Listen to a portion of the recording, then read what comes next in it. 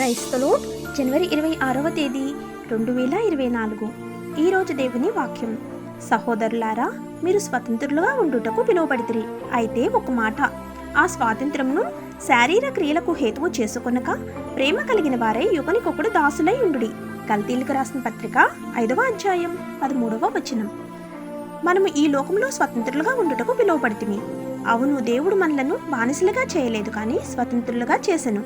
మనము శరీర క్రియలు అనగా నేత్రాస, శరీరాస, ఇంకా అనేకమైన శరీర కార్యములు హృదయం నందు కలిగి అపవాదికి అనగా సాతానుకు బానిసలుగా మారుచున్నాము.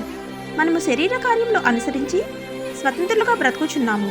నీవు యోచించినచో దాని అంతము దుఃఖముతోనూ నిరాశతోనూ నిండియుండును. మనం స్వాతంత్రము సిల్వ నుండి మనకు అనుగ్రహింపబడినది.